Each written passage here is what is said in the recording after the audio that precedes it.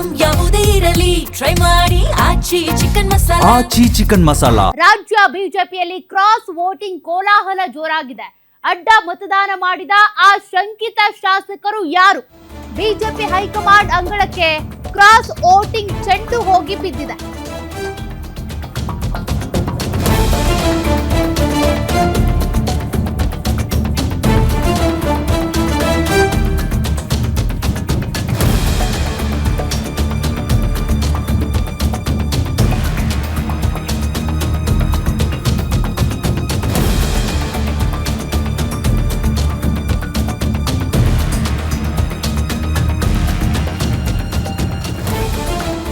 ಅಡ್ಡ ಮತದಾನದ ಬಗ್ಗೆ ಬಿಜೆಪಿ ರಾಷ್ಟ್ರೀಯ ಅಧ್ಯಕ್ಷರಿಗೆ ಮಾಹಿತಿ ಕೊಟ್ಟಂತ ವಿಜಯೇಂದ್ರ, ನಿತಿನ್ ನಬೀನ್ಗೆ ಮಾಹಿತಿ ನೀಡಿದ್ದಾರೆ ವಿಜಯೇಂದ್ರ.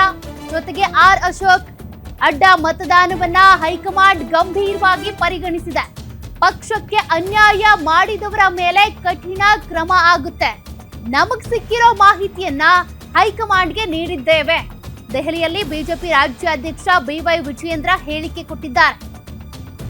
ಅಡ್ಡ ಮತದಾನ ಮಾಡಿರೋದ್ರಿಂದ, ಕೆಲ ಶಾಸಕರು ಈ ರೀತಿ ಮಾಡಿರೋದ್ರಿಂದ ಎಲ್ಲಾ ಶಾಸಕರ ಮೇಲೂ ಈಗ ಅನುಮಾನ ಪಡುವಂತಾಗ್ಬಿಟ್ಟಿದೆ.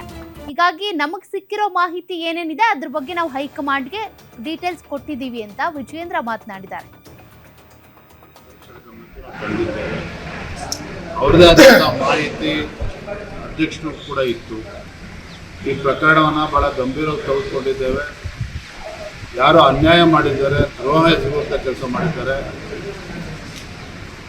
ಕಠಿಣವಾಗಿರ್ತಕ್ಕಂಥ ನಿರ್ಣಯವನ್ನು ಮಾಡಲೇಬೇಕಾಗ್ತದೆ. ನಾವು ಕೂಡ ಮಾಹಿತಿಯನ್ನು ತೆಗೆದುಕೊಟ್ಟು ಇನ್ನೇನಾದರೂ ಮಾಹಿತಿಗಳಿದ್ದು ನಮಗೆ ತಿಳಿಸಿ ಅನ್ನೋ ಮಾತನ್ನು ಅವ್ರು ಹೇಳಿದ್ದಾರೆ. ಸಂಘಟನಾತ್ಮಕ ಕೂಡ ಸಲಹೆಗಳನ್ನು ನೀಡಿದ್ದಾರೆ. ಪಕ್ಷವನ್ನು ಕೂಡ ಬಲಪಡಿಸುವಂಥ ಕೆಲಸ ಆಗಬೇಕು. ಮುಂದಿನ ದಿನಗಳಲ್ಲಿ ರಾಜ್ಯದಲ್ಲಿ ಪಕ್ಷ ಅಧಿಕಾರಕ್ಕೆ ಬರಬೇಕು ಆ ನಿಟ್ಟಿನಲ್ಲಿ ಒಟ್ಟಿಗೆ ಸೇರಿ ಕೆಲಸ ಮಾಡಬೇಕು ಅನ್ನೋದನ್ನು ಕೂಡ ಅವ್ರು ಹೇಳಿದ್ದಾರೆ. ಅದೇ ನಾವು ಕೇಂದ್ರದಲ್ಲಿ ಆಡಳಿತ ನಡೆಸ್ತಾ ಇರ್ತಕ್ಕಂಥ ಪಕ್ಷ, ಕೇಂದ್ರದ ಅವ್ರದ್ದು ಆದಂಥ ಮಾಹಿತಿಗಳಿದ್ದಾವೆ. ಅದನ್ನು ಹುಡುಕುವಂಥ ಕೆಲಸ ಅಧ್ಯಕ್ಷರ ಗಮನಕ್ಕೆ ನಾವು ತಂದಿದ್ದೇವೆ. ಅವ್ರದೇ ಆದಂಥ ಮಾಹಿತಿ ಅಧ್ಯಕ್ಷರು ಕೂಡ ನೋಡಿ, ಅಡ್ಡ ಮತದಾನ ಆಗಿದ್ಯಾಕೆ? ಅದ್ರ ಜೊತೆಗೆ ಅಣಕು ಮತದಾನದ ಬಗ್ಗೆ ಸರಿಯಾಗಿ ಟ್ರೈನಿಂಗ್ ಕೊಟ್ಟಿರ್ಲಿಲ್ವಾ ಶಾಸಕರಿಗೆ? ಇದೆಲ್ಲದ್ರ ಬಗ್ಗೆನೂ ಕೂಡ ಹೈಕಮಾಂಡ್ನ ನಾಯಕರು ಇವ್ರಿಗೆ ಪ್ರಶ್ನೆ ಮಾಡಿದ್ದಾರೆ. ನಿತಿನ್ ನಬೀನ್ ಏನಿದ್ದಾರೆ, ಅವ್ರು ಕೇಳಿದಂತ ಎಲ್ಲಾ ಪ್ರಶ್ನೆಗೂ ಈಗಾಗಲೇ ಉತ್ತರಿಸಿ ವಿಜಯೇಂದ್ರ ಮತ್ತೆ ಆರ್ ಅಶೋಕ್ ಅವರು ತದನಂತರದಲ್ಲಿ ಕೊಟ್ಟಿರುವಂತ ಹೇಳಿಕೆಯನ್ನ ನೀವು ಗಮನಿಸ್ತಾ ಇದ್ದೀರಿ.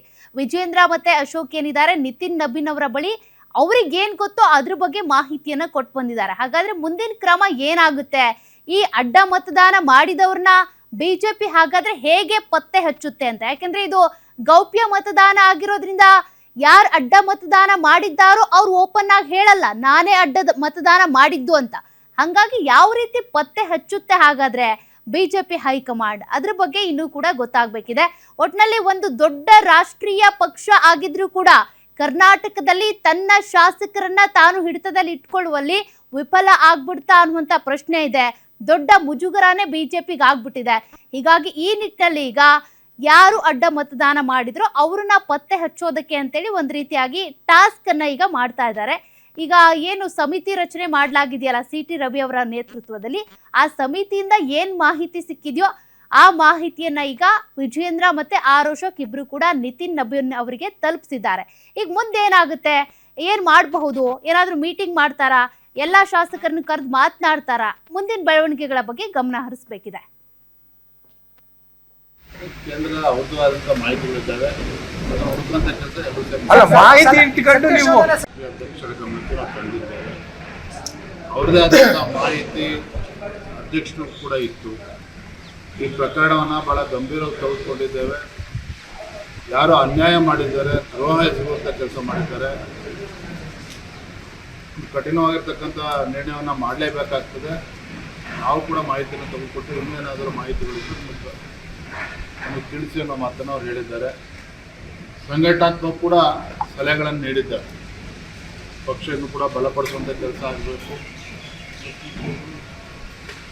ಮುಂದಿನ ದಿನಗಳಲ್ಲಿ ರಾಜ್ಯದಲ್ಲಿ ಪಕ್ಷ ಅಧಿಕಾರಕ್ಕೆ ಬರಬೇಕು ಆ ನಿಟ್ಟಿನಲ್ಲಿ ಒಟ್ಟಿಗೆ ಸೇರಿ ಕೆಲಸ ಮಾಡಬೇಕು ಅನ್ನೋದನ್ನು ಅವ್ರು ಹೇಳಿದ್ದಾರೆ. ಅದೇ ನಾವು ಕೇಂದ್ರದಲ್ಲಿ ಆಡಳಿತ ನಡೆಸ್ತಾ ಇರ್ತಕ್ಕಂಥ ಪಕ್ಷ, ಕೇಂದ್ರದ ಅವ್ರದ್ದು ಆದಂಥ ಮಾಹಿತಿಗಳಿದ್ದಾವೆ, ಅದನ್ನು ಹುಡುಕುವಂಥ ಕೆಲಸ ಅಲ್ಲ, ಮಾಹಿತಿ ಇಟ್ಕೊಂಡು ನೀವು ಅಧ್ಯಕ್ಷರ ಗಮನಕ್ಕೆ ನಾವು ತಂದಿದ್ದೇವೆ. ಅವ್ರದ್ದೇ ಆದಂಥ ಮಾಹಿತಿ ಅಧ್ಯಕ್ಷರು ಕೂಡ ಇತ್ತು. ಈ ಪ್ರಕರಣವನ್ನು ಭಾಳ ಗಂಭೀರವಾಗಿ ತೆಗೆದುಕೊಂಡಿದ್ದೇವೆ. ಯಾರು ಅನ್ಯಾಯ ಮಾಡಿದ್ದಾರೆ, ದ್ರೋಹ ಎಸಗುವಂಥ ಕೆಲಸ ಮಾಡಿದ್ದಾರೆ, ಕಠಿಣವಾಗಿರ್ತಕ್ಕಂಥ ನಿರ್ಣಯವನ್ನು ಮಾಡಲೇಬೇಕಾಗ್ತದೆ. ನಾವು ಕೂಡ ಮಾಹಿತಿಯನ್ನು ತೆಗೆದುಕೊಟ್ಟಿದ್ದೀವಿ. ಮತ್ತಷ್ಟು ಡೀಟೇಲ್ಸ್ ಕೊಡ್ತಾರೆ ನಮ್ಮ ಸ್ಪೆಷಲ್ ಕರೆಸ್ಪಾಂಡೆಂಟ್ ವೀರೇಶ್ ದಾನಿ. ವೀರೇಶ್, ಒಂದ್ ಕಡೆ ವಿಜೇಂದ್ರ ಮತ್ತೆ ಆರ್ ಅಶೋಕ್ ಅವರಿಗೆ ತಮ್ಮ ಅಧಿಕಾರ ಉಳಿಸ್ಕೊಳ್ಳೋದು ಎಷ್ಟು ಪ್ರಶ್ನೆ ಆಗಿದೆಯೋ ಅದೇ ರೀತಿಯಾಗಿ ಈ ಅಡ್ಡ ಮತದಾನ ಬಿಜೆಪಿಗೆ ಒಂದ್ ರೀತಿಯಾಗಿ ಮುಖಭಂಗ ಆಗಿದೆ.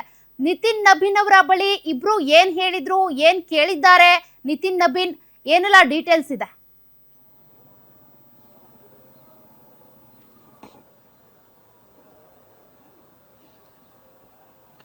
ಸೌಖ್ಯ, ವಿಧಾನ ಪರಿಷತ್ನ ಏನು ಚುನಾವಣೆಯಲ್ಲಿ ಬಿಜೆಪಿಯಿಂದ ಕ್ರಾಸ್ ವೋಟಿಂಗ್ ಆಗಿರೋ ವಿಚಾರ ಇದೀಗ ಸಾಕಷ್ಟು ಬಿಜೆಪಿ ನಾಯಕರುಗಳಿಗೆ ಮುಖಭಂಗ ಆಗಿರುವಂತದ್ದು. ಯಾಕಂತಂದ್ರೆ ಇಡೀ ದೇಶದಲ್ಲಿ ಬಿಜೆಪಿ ಒಂದು ರೀತಿ ಇದ್ರೆ ಕರ್ನಾಟಕದ ಬಿಜೆಪಿ ಪರಿಸ್ಥಿತಿ ಮಾತ್ರ ಸಾಕಷ್ಟು ವಿಭಿನ್ನವಾಗಿರುವಂತದ್ದು.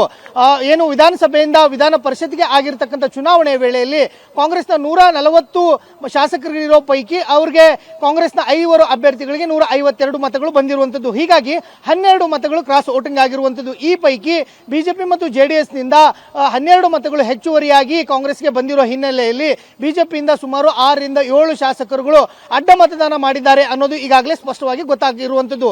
ಈ ವಿಚಾರಕ್ಕೆ ಸಂಬಂಧಿಸಿದಂತೆ ಬಿಜೆಪಿಯ ರಾಷ್ಟ್ರೀಯ ನಾಯಕರುಗಳು ಸಹ ಈ ವಿಚಾರವನ್ನು ಸಾಕಷ್ಟು ಗಂಭೀರವಾಗಿ ಪರಿಗಣಿಸಿರುವಂತದ್ದು.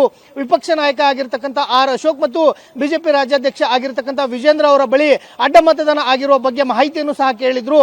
ಈ ವಿಚಾರಕ್ಕೆ ಸಂಬಂಧಿಸಿದಂತೆ ಚರ್ಚೆಯನ್ನ ಮಾಡಲಿಕ್ಕೆ ಇಬ್ಬರು ನಾಯಕರುಗಳು ಸಹ ದೆಹಲಿಗೆ ಹೋಗಿ ಬಿಜೆಪಿ ರಾಷ್ಟ್ರೀಯ ಅಧ್ಯಕ್ಷರಾಗಿರ್ತಕ್ಕಂಥ ನಿತಿನ್ ನಬಿ ಅವರನ್ನ ಭೇಟಿಯಾಗಿ ಎಲ್ಲ ವಿವರವನ್ನ ಕೊಟ್ಟಿರುವಂತದ್ದು.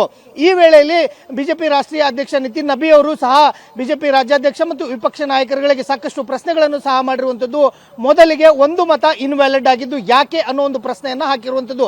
ಇದರ ಜೊತೆಗೆ ನೀವು 62 ಶಾಸಕರು ಇದ್ರೂ ಸಹ ಯಾಕೆ ಒಗ್ಗಟ್ಟನ್ನ ಪ್ರದರ್ಶನವನ್ನ ಮಾಡಲಿಲ್ಲ, ಮೊದಲೇ ಯಾಕೆ ಈ ವಿಚಾರಕ್ಕೆ ಸಂಬಂಧಿಸಿದಂತೆ ಎಚ್ಚೆತ್ತುಕೊಳ್ಳಿಲ್ಲ, ಎಲ್ಲ ಶಾಸಕರುಗಳನ್ನ ಜೊತೆಗೂಡಿಸಿಕೊಂಡು ಒಂದು ಬಾರಿ ಯಾಕೆ ಚರ್ಚೆ ಆಗಲಿಲ್ಲ ಸೇರಿದಂತೆ ಎಲ್ಲ ವಿಚಾರಗಳ ಬಗ್ಗೆನೂ ಸಹ ನಿತಿನ್ ನಬಿ ಅವರು ಮಾಹಿತಿಯನ್ನ ಪಡೆದುಕೊಂಡಿರುವಂತದ್ದು. ಜೊತೆಗೆ ಈಗಾಗಲೇ ವಿಜೇಂದ್ರ ಮತ್ತು ಆರ್ ಅಶೋಕ್ ಇಬ್ಬರು ಸಹ ಅಡ್ಡ ಮತದಾನ ಮಾಡಿರ್ತಕ್ಕಂಥ ಮತ್ತು ಸಂಶಯ ಇರತಕ್ಕಂಥ ಶಾಸಕರುಗಳ ಹೆಸರುಗಳನ್ನ ಈಗಾಗಲೇ ಬಿಜೆಪಿ ರಾಷ್ಟ್ರೀಯ ನಾಯಕರುಗಳಿಗೆ ಕೊಟ್ಟಿರುವಂತದ್ದು. ಬಿಜೆಪಿ ರಾಷ್ಟ್ರೀಯ ನಾಯಕರುಗಳು ಈ ವಿಚಾರವನ್ನ ಸಾಕಷ್ಟು ಗಂಭೀರವಾಗಿ ಪರಿಗಣಿಸಿರುವಂತದ್ದು ಮತ್ತು ಅಡ್ಡ ಮತದಾನ ಮಾಡಿರ್ತಕ್ಕಂಥ ಶಾಸಕರು ಏನಿದ್ದಾರೆ ಅವರ ವಿರುದ್ಧ ಒಂದು ಕ್ರಮವನ್ನ ಕೈಗೊಳ್ಳಲಿಕ್ಕೂ ಸಹ ಚಿಂತನೆಯನ್ನ ಮಾಡ್ತಾ ಇರೋದು ಈಗ ಗೊತ್ತಾಗ್ತಾ ಇರುವಂತದ್ದು. ಸೌಖ್ಯ. Okay, thank you Veeresh ಡೀಟೇಲ್ಸ್ಗೆ.